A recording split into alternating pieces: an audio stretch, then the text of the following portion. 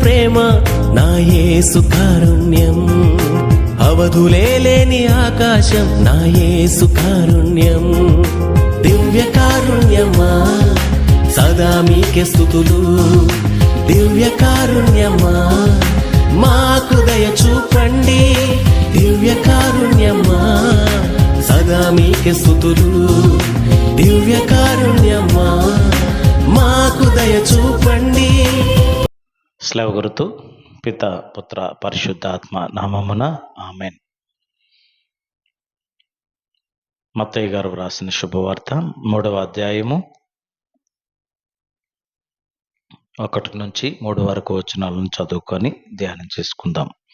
ఆ రోజులలో బప్తిస్మ యోహాను యూదయ దేశపు ఎడారిలో బోధించుచు, పరలోక రాజ్యము సమీపించినది, మీరు హృదయ పరివర్తనము చెందుడు అని పలికెను. ప్రభువు మార్గమును సిద్ధము చేయుడు, ఆయన త్రోవలను తెర్చిదిద్దుడు అని ఎడారిలో ఒక వ్యక్తి ఎలుగెత్తి పలుకుచుండెను అని ఈ యోహానును గూర్చియే యెషయా ప్రవక్త పలికెను. ఇది క్రీస్తు శుభవార్త. క్రీస్తు మీకు స్తుతి కలుగును గాక. శుభవార్త బోధనల ద్వారా మన పాపములు మన్నించబడును గాక. ప్రియమైన క్రైస్తవ సహోదరి సహోదరులారా, ఆగమన కాలము 2వ ఆదివారాన్ని మనం ఈరోజు కొనియాడుతూ ఉన్నాం. ఈరోజు దేవుని యొక్క వాక్యము మన హృదయములను సిద్ధపరచుకోవాలి, మన మనస్సులను సిద్ధపరచుకోవాలి అన్నటువంటి సత్యాలను ఈరోజు వాక్యం ద్వారా మనకి ప్రభువు తెలియపరుస్తూ ఉన్నారు. హృదయ పరివర్తనము చెందండి, మీ మనస్సులను మార్చుకోండి, మీ బ్రతుకుల్ని మార్చుకోండి అని యోహాను గారు చెప్తున్నటువంటి ఆ బోధని, ఆ ప్రబోధాన్ని ఈరోజు మనము శుభవార్తలో వింటూ ఉన్నాం. ప్రియ సహోదరి సహోదరులారా, మన గ్రామానికి ఎవరైనా మినిస్టర్ కానీ లేకపోతే ఒక పెద్ద వ్యక్తి వచ్చినప్పుడు వారి ముందు ఆ మార్గాన్ని సరిచేయడానికి ముందు ఉన్నటువంటి ఆఫీసర్స్ తర్వాత పోలీసు వారు అందరూ కూడా రావడం మనము గమనిస్తాం. ఎందుకంటే మార్గం సిద్ధపరచడానికి, మార్గ మధ్యంలో ఎటువంటి ఆటంకాలు లేకుండా చూడడానికి మినిస్టర్ గారు లేకపోతే చీఫ్ మినిస్టర్ గారు లేకపోతే ప్రైమ్ మినిస్టర్ గారు వస్తూ ఉన్నారు. కాబట్టి వారు వచ్చే ముందు మార్గం అంతా సరిగా ఉందో లేదో చూడటానికి కొంతమంది ఆఫీసర్స్ మరి పోలీసు వారు వస్తూ ఉంటారు. ఇది మనం సమాజంలో చూస్తున్నటువంటి ఒక సంఘటన. ప్రియ సహోదరి సహోదరులారా, అలాగనే యేసు ప్రభువు మార్గాన్ని సరిచేయటానికి యేసు ప్రభువు కంటే ముందుగా వచ్చి ఆయన తన సువార్తను ప్రకటిస్తూ ఉన్నారు. హృదయ పరివర్తనము చెందండి, మారు మనసు పొందండి, మీ బ్రతుకులని మార్చుకోండి, ఎత్తుపల్లాలను సరిచేసుకోండి, మీ బ్రతుకుల్లో ఉన్నటువంటి లోటుపాట్లన్నీ సరిదిద్దుకోండి అని యోహాను గారు ఈరోజు తన వాక్యం ద్వారా మనకి తెలియపరుస్తూ ఉన్నారు. మార్కు శుభవార్తలో మనం 1వ అధ్యాయము 1వ వచనం నుంచి 7వ వచనం వరకు చూస్తే, యేసయ్య త్రోవను సిద్ధం చేయటం కోసం, తన కర్తవ్యం నెరవేర్చడం కోసం బాధ్యతగా అదిగో యోహాను గారు వచ్చి యేసు ప్రభు మార్గాన్ని సరిచేస్తూ ఉన్నట్లుగా మనం చూస్తూ ఉన్నాం. ప్రియులారా, మరి యోహాను గారి గురించి కొన్ని మాటలను తెలుసుకొని మనం ముందుకు వెళ్దాం. మరి యోహాను గారి తల్లిదండ్రులు జకరియా, ఎలిజబెత్ అమ్మలు. వారికి ముసలి ప్రాయములో లేక పుట్టినటువంటి బిడ్డ యోహాను గారు. ప్రియ సహోదరి సహోదరులారా, యోహాను అన్నటువంటి మాటకు అర్థం యెహోవా కృప వలన కలిగినవాడు అని అర్థం. దేవుని కృప. ఎందుకంటే ముసలి ప్రాయంలో పిల్లలు పుట్టడం అనేది అసాధ్యం. మరి అటువంటి ముసలి ప్రాయంలో జకర్యా ఎలిజబెతమ్మలకు జన్మించినటువంటి వరపుత్రుడు యోహాను గారు. యోహాను గారిని వరపుత్రుడు అని మనము చెప్పవచ్చు. ఈయన ఎడారిలోనికి వచ్చి ఎడారిలోకి వెళ్ళే ముందు ఆయన దేవుని సన్నిధిలో గడిపేవాడు. అందుకే ఉన్నది ఉన్నట్లుగా మాట్లాడే గొప్ప శక్తి కలిగినటువంటి ప్రవక్త. ఆదికాండంలో ఉన్న ప్రవక్తలలో చివరి ప్రవక్త అని యోహాను గారికి చెప్పవచ్చు. పాపమును నిర్భయంగా ఖండించేవాడు. మనం చూస్తాం పరిశుద్ధ గ్రంథములో హేరోదు రాజు అగో హేరోదు రాజు ఉంపుడు గత్తెను ఉంచుకున్నప్పుడు ఆమెని ఇదిగో ఇది పాపము అని చెప్పి సరిచేసినటువంటి సంఘటన మనం పరిశుద్ధ గ్రంథంలో చూస్తాం. ప్రియ సహోదరి సహోదరులారా, అతనికి అంత ధైర్యము అంత శక్తి ఎలాగొచ్చింది అంటే ఆయన ఎడారిలోనికి వెళ్ళకముందు దేవుని సన్నిధిలో దేవునితో గడిపేవాడు. అందుకు ఆయనకు ఆ యథార్థత అందుకే ఆయనకు ఉన్నది ఉన్నట్లుగా మాట్లాడడం అలవాటు. అటువంటి యోహాను గారు ఈరోజు చెప్తూ ఉన్నారు, నేను వాక్కును కాదు, ఆ వాక్కును వినిపించే స్వరమును మాత్రమే, నేను వెలుగును కాదు, దారిని చూపించే చుక్కను మాత్రమే, నేను గమ్యమును కాదు, గమ్యము చేర్చు సూచకను మాత్రమే అని తనను తాను ఇంట్రడ్యూస్ చేసుకుంటూ తనను తాను ఎరుకపరుచుకుంటూ మత్తయి శుభవార్త 3వ అధ్యాయము 11వ వచనములో ఆయన చెప్తున్నటువంటి మాట మనం చూస్తాం. నేను ఆయన పాదరక్షలను మోయుటకైనను యోగ్యుడును కాను అని తనను తాను తగ్గించుకుంటూ తాను చెప్పినటువంటి ఆ మాటను మనము పరిశుద్ధ గ్రంథంలో చూస్తూ ఉన్నాం. ఈనాటి శుభవార్తలో మనం చదువుకున్నాం. ప్రియ సహోదరి సహోదరులారా, మరి ఎడారి గురించి కొన్ని మాటలను తెలుసుకుందాం. ఎడారి సామాన్య జీవితాన్ని జీవించుటకు తోడ్పడుతుంది. ఎడారిలో ఉంటే శోధనలు ఆకర్షణలు దూరంగా ఉంచుతుంది. ఎడారిలో ఉంటే దేవుని స్వరాన్ని ఆలకించటానికి ఉపయోగపడుతుంది. నిర్మానుష్య అందుకే ప్రభు మనం చూస్తాం పరిశుద్ధ గ్రంథంలో ప్రభు ప్రార్థన చేసుకోవటానికి సమయం దొరికినప్పుడల్లా నిర్మానుష్య ప్రదేశానికి, నిర్జన ప్రదేశానికి వెళ్ళిపోతూ ఉన్నట్లుగా మనం చూస్తూ ఉన్నాం. ప్రియులారా, ఎడారి జీవితం జీవించినటువంటి యోహాను గారి జీవితంలో సామాన్య జీవితము శోధనలు ఆకర్షణలకు దూరంగా ఉండాలని, దేవుని స్వరాన్ని ఆలకించాలని, దేవునితో మాట్లాడాలని ఆయన ఎడారి జీవితం జీవించినట్లుగా మనము చూస్తాం. చాలామంది ప్రవక్తలు మోషే, ఏలియా, ఇశ్రాయేలీయులు, యోహాను గారు, యేసు ప్రభువు వీరందరూ కూడా ఎడారి జీవితం జీవించినట్లుగా మనము పరిశుద్ధ గ్రంథంలో చూస్తూ ఉన్నాం. ప్రియ సహోదరి సహోదరులారా, అయితే ఈరోజు మనం శుభవార్తలో చూస్తూ ఉన్నాం. మత్తయి శుభవార్త 3వ అధ్యాయము 2వ వచనంలో హృదయ పరివర్తనం చెందండి, మీ హృదయాన్ని మార్చుకోండి అని చెప్పినటువంటి మాట. లోకా శుభవార్తలో కూడా 3వ అధ్యాయము 8, 9 వచనాలలో మనము హృదయ పరివర్తనం గురించి యోహాను గారు చేసినటువంటి ఆ బోధని మనము చూస్తూ ఉన్నాం.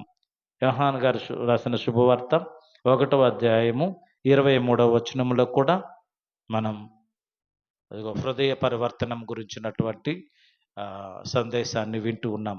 యేసు ప్రభువు కూడా తన వర్తమానం మత్తయి శుభవార్త 4వ అధ్యాయము 17వ వచనములో ఆయన కూడా చేస్తున్నటువంటి బోధ అదే.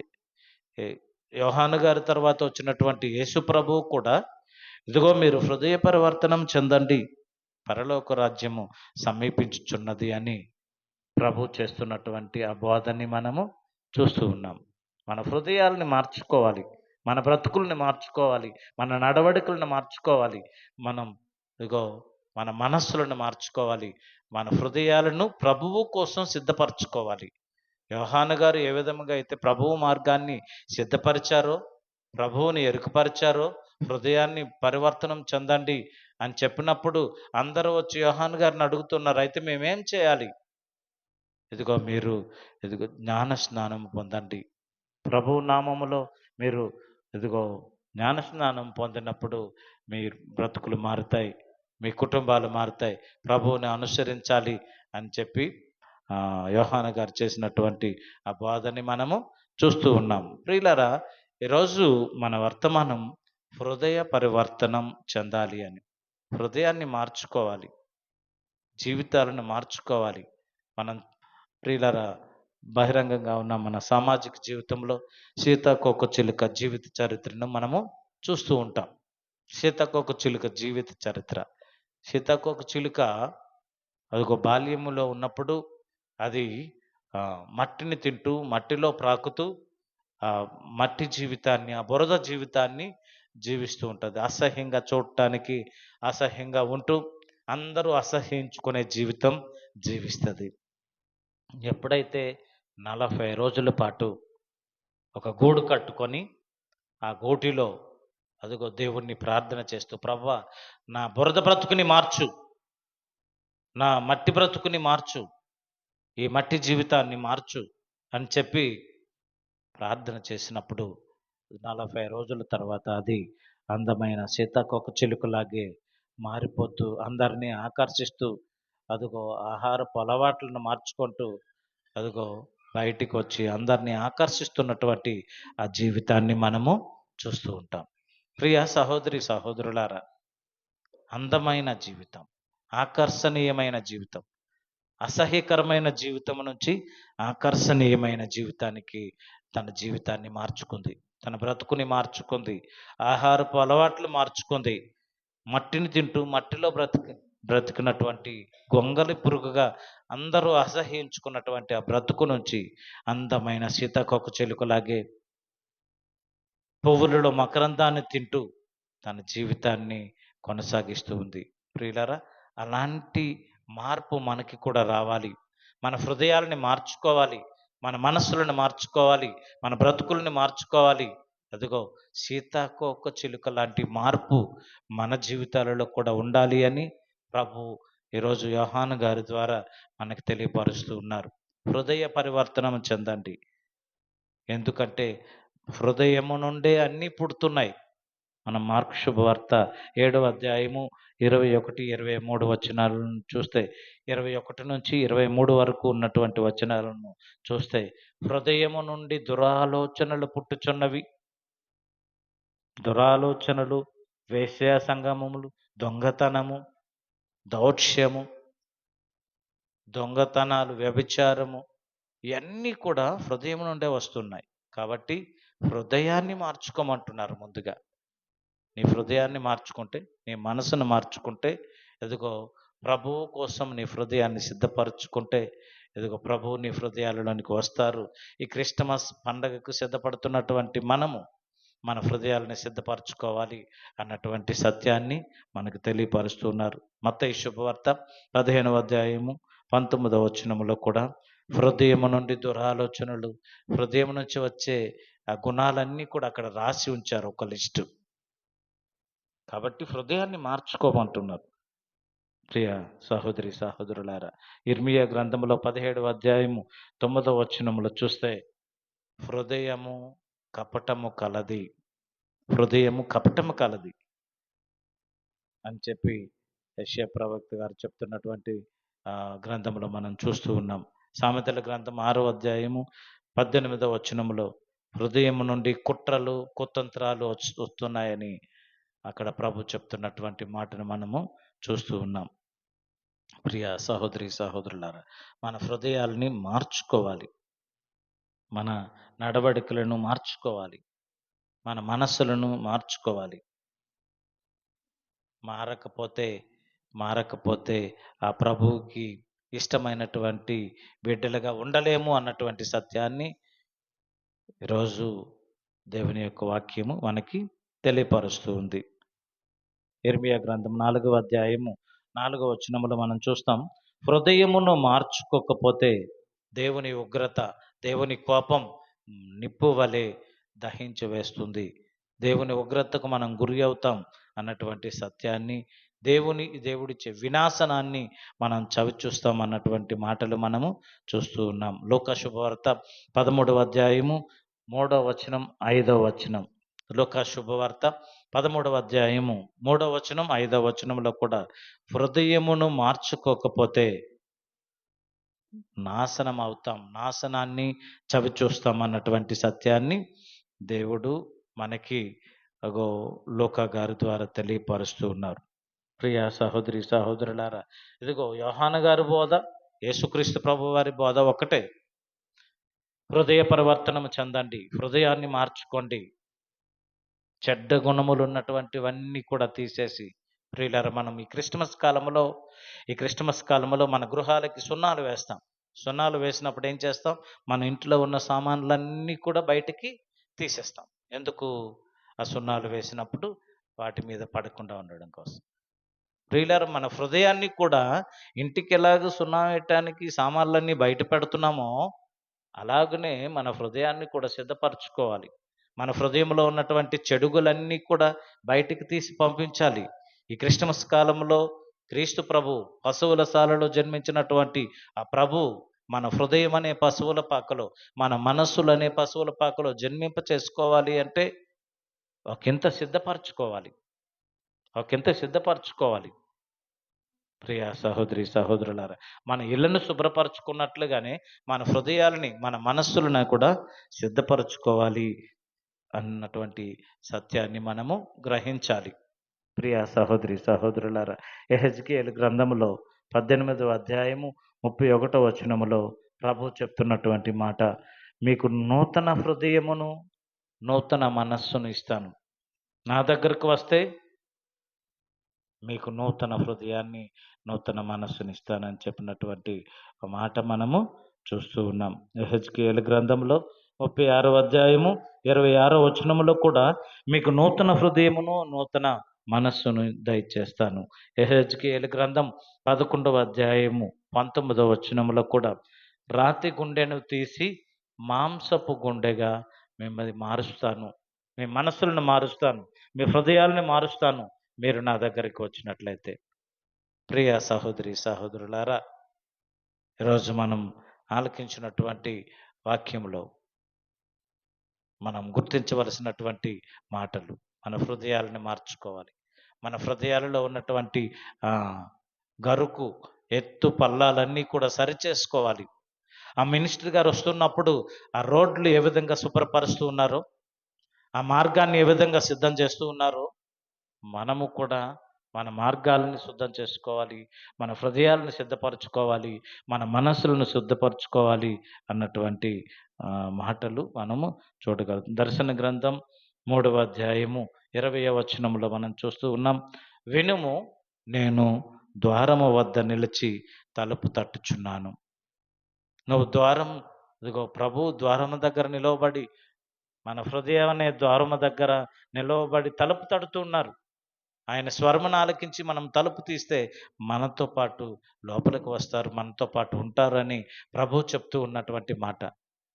ప్రియా సహోదరి సహోదరులారా, అందుకే మనం పాడుతున్న పాటల్లో హృదయమన్నెడి తలుపు నోద క్రీస్తు నాదుండు, హృదయం అనే తలుపు దగ్గర తట్టుచున్నారు. మరి ఆయన తడుతూ ఉన్నప్పుడు, ఆయన పిలుస్తూ ఉన్నప్పుడు ఆయన ఆ తలుపు తీసి మన హృదయాలలోనికి మనము ఆయనను ఆహ్వానించినప్పుడు మన బ్రతుకులు మారుతాయి, మన హృదయాలు మారుతాయి, మన మనస్సులు మారుతాయి, మన సంఘాలు మారుతాయి, మన జీవితాలు మారుతాయి అన్నటువంటి సత్యాన్ని మనం గుర్తుంచుకుంటూ, ప్రియులారా, మరి హృదయ పరివర్తనం చెందటానికి ఇదిగో ఈ క్రిస్టమస్ పండగ సమయంలో పశువుల శాలలో జన్మించినటువంటి ఆ ప్రభువును మన హృదయాలలో జన్మింప చేసుకోవాలి. ఆఫ్రికా దేశంలో ఒక సువార్తకారుడు సువార్తను ప్రకటించడానికి వెళ్ళాడంట. ఆయన సువార్త ప్రకటిస్తూ ఉండగా ఆయన ఒక కొండకి దగ్గరలో ఒక చిన్న ఇల్లు అద్దెకు తీసుకొని ఉన్నారు.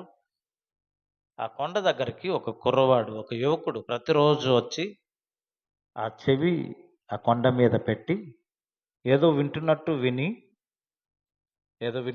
విని మరి వెళ్ళిపోతూ ఉండేవాడు. ఇలాగా ఒక 10 రోజుల తర్వాత, ఒక 10 రోజుల తర్వాత ఈ ఫాదర్ గారు, ఈ సువార్తకారు చూస్తూ ఉన్నారు. ప్రతిరోజు ఈ కుర్రవాడు వస్తున్నాడు. ఆడ కొండ మీద చెవి పెట్టి ఆలకిస్తూ ఉన్నాడు. వెళ్ళిపోతూ ఉన్నాడు. ఈయనకేమి అర్థం కావటం లేదు. ఆయన ఒకసారి ఆ కుర్రవాడిని పిలిచి అడుగుతూ ఉన్నాడు. "ఏంటి ప్రతిరోజు వస్తున్నావు? నీ చెవి ఆంచి ఇక్కడ కొండ మీద పెట్టి వెళ్ళిపోతూ ఉన్నావు. ఏంటి?" అని చెప్పి అడిగినప్పుడు ఆ కుర్రవాడు చెప్తూ ఉన్నాడు. "ఫాదర్ గారండి, ఈ కొండ, ఈ అడవి ఏడుస్తూ చెప్తూ ఉందండి. ఏమని? ఇదిగో నా మీద ఉన్నటువంటి ఈ ముళ్ళ తుప్పలనన్నిటిని తీసివేసి, నా మీద ఉన్నటువంటి ఈ ముళ్ళ కంపలనన్నీ తీసివేసి నన్ను పూల తోటగా మార్చండి. ఈ ముళ్ళ కుప్పలుగా ఉన్న తుప్పలు ఉన్నంత వరకు నా దగ్గరికి ఎవరు రావటం లేదు. నాతో ఎవరు గడపటం లేదు. నన్నెవరు చూడటం లేదు" అని చెప్పి రోదిస్తూ ఉందండి, ఏడుస్తూ ఉందండి అని చెప్పి ఆ యువకుడు ఫాదర్ గారితో, ఆ సువార్తకారుడితో చెప్తూ ఉన్నారు. ప్రియ సహోదరి, సహోదరులారా, ముళ్ళ తుప్పలతో నిండి ఉన్నటువంటి ఆ అడవి చెప్తున్నటువంటి మాట. మన హృదయాలు కూడా, మన హృదయం అనే కొండ, మన హృదయాల్లో ఉన్నటువంటి పాపపు క్రియలు, చెడు క్రియలు అన్నటువంటి ఆ ముళ్ళ తుప్పలను తీసి మన హృదయాలని సిద్ధపరచుకోవాలి అని, ఆ దేవుని రాజ్యంలో ఒకంత మనం చోటు సంపాదించాలి అంటే మన హృదయాల్ని, మన మనస్సులని, మన జీవితాలని సిద్ధపరచుకోవాలి అని ఈరోజు దేవుని యొక్క వాక్యము మనందరికీ కూడా తెలియపరుస్తుంది. సిద్ధపాటు కలిగి ఉందాం. దేవుని రాజ్యానికై ఎదురు చూస్తూ, దేవుని రాజ్యంలో ఉండేవారముగా మనం అటువంటి సిద్ధపాటును కలిగి ఉండటానికి ప్రయత్నం చేద్దాం. ఇదిగో హృదయ పరివర్తనము చెందనిచ్చో మీరును అట్లే నాశనం అయిపోతారని లూకా గారు రాసిన శుభవార్తలో మనం 13వ అధ్యాయంలో చదువుకున్న 3వ వచనం, 5వ వచనం. ప్రియులారా, ఇంకా చివరిగా ఒక మాట చదివి మనం ముగించుకుందాం. సామెతల గ్రంథము 29వ అధ్యాయము 1వ వచనంలో మనం చూస్తూ ఉన్నాం. ఎన్నిసార్లు మందలించినను హృదయాన్ని మార్చుకోకపోతే, ఎన్ని ప్రసంగాలు విన్నా హృదయాన్ని మార్చుకోకపోతే, ఎంతమంది గురువులు, ఉపదేశులు, బిషప్పులు చెప్తున్నటువంటి మాటలు విని మన బ్రతుకులు మార్చుకోకపోతే, మన మనసులు మార్చుకోకపోతే, సరిదిద్దుకోకపోతే, అక్కడ సామెతల గ్రంథంలో చెప్తున్న మాట, తలవని తలంపుగా మరలా కోలుకోని రీతిగా నాశనమైపోతాం. ప్రియ సహోదరి, సహోదరులారా, గుర్తుంచుకుందాం. ఎన్నిసార్లు మందలించినను హృదయమును మార్చుకొనని వాడు, మనస్సు మార్చుకొనని వాడు, ప్రవర్తన మార్చుకొనని వాడు, జీవితాన్ని మార్చుకొనని వాడు తలవని తలంపుగా మరలా కోలుకోని రీతిగా నాశనమవుతాడు. అటువంటి జీవితాన్ని చూడటానికి మనం ఏ విధంగా సిద్ధపడుతూ ఉన్నాం, ఏ విధంగా హృదయ పరివర్తనం చెందటానికి ఆయత్తపడుతూ ఉన్నాం, ఒకంత ఆత్మ పరిశీలన చేసుకుందాం. పౌలు గారు చెప్తూ ఉన్నారు, ఇదిగో కొరింథీయులకు రాయబడిన మొదటి లేఖ 3వ అధ్యాయం 16వ వచనంలో పౌలు గారు చెప్తున్న మాట చాలాసార్లు చదువుకున్నాం మనం. మీరు దేవుని ఆలయమనియు దేవుని ఆత్మకు నివాసములనియు మీకు తెలియదా? ఎవడైనా ఈ ఆలయమును ధ్వంసము చేస్తే వాడిని నేను ధ్వంసము చేస్తాను అని ప్రభు చెప్పినటువంటి మాట. మనం అందరము దేవుని ఆలయాలు, మన హృదయాలు. ప్రియా సహోదరి, సహోదరులారా, మనం సినిమా డైలాగులు చూస్తూ ఉంటాం, సినిమా పాటలు చూస్తూ ఉంటాం. హృదయం ఎక్కడున్నది, హృదయం ఎక్కడున్నది అంటే నీ చుట్టే తిరుగుతున్నది అని ఆ యువకుడు పాడుతున్నటువంటి మాట. యువతులు, ఈరోజు యువకులు హృదయాలు ఎక్కడికెక్కడికో ఇచ్చేస్తూ ఉన్నారు, మనసులు ఎక్కడికెక్కడికో ఇచ్చేస్తూ ఉన్నారు. ప్రియా సహోదరి, సహోదరులారా, హృదయం దేవుడు ఉండాలని నిర్మించుకున్నాడు. చిన్నప్పుడు మా పాటలు ఆలకిస్తూ ఉండేవాళ్ళం. హృదయమే నీ ఆలయం క్రీస్తు. దేవుని ఆలయం పౌలు గారు చెప్తున్నారు. దేవుని వాక్యం చెప్తూ ఉంది. దేవుని ఆలయంగా ఉండవలసిన ఈ హృదయాలని ఎవరికో ఆలయాలుగా మార్చేస్తూ ఉన్నాం. ఎవరి చుట్టూ తిప్పడానికి ఈ హృదయాలను ఉపయోగించేస్తూ ఉన్నాం. ప్రియ సహోదరి సహోదరులారా, మీరు దేవుని ఆలయమనియు దేవుని ఆత్మకు నివాసములని మీకు తెలియదా? ఎవడైనా ఈ ఆలయాన్ని ధ్వంసము చేస్తే, ఈ హృదయం అనే ఆలయాన్ని ధ్వంసము చేస్తే వాడిని నేను ధ్వంసము చేస్తానని చెప్పి ప్రభు చెప్తున్నటువంటి మాట. అందుకే మీ హృదయాలని మార్చుకోండి, మీ మనసులు మార్చుకోండి, మీ బ్రతుకులు మార్చుకోండి, మీ నడవడికలు మార్చుకోండి, మీ ప్రవర్తనను మార్చుకోండి. ప్రభు ఇస్తున్నటువంటి పిలుపు, యోహాను గారు ద్వారా ప్రభు ఇస్తున్నటువంటి పిలుపు, హృదయ పరివర్తనము చెందండి. ప్రియ సహోదరి సహోదరులారా, భజనల్లో పాడుతూ ఉంటాం, నా మనసే నీ ఆలయము, నాలో వసింపవా ఓ దేవా, నన్ను నడిపించవా. అవును ప్రియులారా, మన మనసులు, మన హృదయాలు, మన బ్రతుకులు, మన జీవితాలు దేవునికి ఆలయముగా మలచుకోవాలి. యోహాను గారు చేసిన బోధ అదే, యేసుక్రీస్తు ప్రభు వారు చేసిన బోధ కూడా అదే. దైవరాజ్యం సమీపించినది, హృదయ పరివర్తనం చెందండి, మీ హృదయాలలో ఉన్న ఆ చెడుగునన్నీ కూడా తీసి బయట పెట్టండి. నేను రావటానికి ఇదిగో మీ హృదయం దగ్గర, మీ హృదయం అనే తలుపు తట్టుచున్నాను, తలుపుల దగ్గర నేను ఉండి తట్టుచున్నాను. మీ హృదయాలను నాకు ఇవ్వండి, మీ బ్రతుకులను నాకు ఇవ్వండి, మీ జీవితాలను నాకు ఇవ్వండి, మీ కుటుంబాలను నాకు ఇవ్వండి అని ప్రభు మనల్ని అందరినీ కూడా పిలుస్తూ ఉన్నారు. అటువంటి సిద్ధపాటును ఈ ఆగమన కాలం 2వ ఆదివారంలో మనకు దయచేయమని, మన హృదయాలను సిద్ధపరచుకునే వారముగా, అదిగో మొట్టమొదట మనం చెప్పుకున్నాం, ఆ పోలీసు వారు కాన్వాయ్ ముందుగా వస్తూ ఉంది. మార్గం సరిగా ఉందా లేదా? మినిస్టర్ గారు వస్తూ ఉన్నారు. మనం చాలా సినిమాలలో కూడా చూస్తూ ఉంటాం. చంటి సినిమాలో అక్కడ చక్రవర్తులు వచ్చే ముందు ఒక ఆయన గొడుగు పట్టుకొని వచ్చినటువంటి సంఘటన చూస్తూ ఉన్నాం కదా. అంటే రాజులు వచ్చినప్పుడు, మినిస్టర్స్ వచ్చినప్పుడు, చక్రవర్తులు వస్తున్నప్పుడు వారికి ముందు పైలట్ వస్తారు. మరి ఆ పైలటే ఈరోజు మనము ధ్యానిస్తున్నటువంటి పునీత యోహాను గారి మాటలు. ఆ పైలట్ చెప్తున్న మాటే, హృదయ పరివర్తనము చెందండి, మారు మనసు పొందండి, దైవరాజ్యం సమీపించినది, మీ బ్రతుకులను మార్చుకోండి అని చెప్పినటువంటి మాటలు మనము గుర్తుంచుకుందాం ప్రియులారా, మన హృదయాల్లో పదిలపరుచుకుందాం. అటువంటి గొప్ప సిద్ధపాటును ప్రభువు మనకు దయచేయాలని ప్రార్థన చేసుకుందాం. పిత పుత్ర పరిశుద్ధాత్మ నామమున ఆమెన్, ఆమెన్.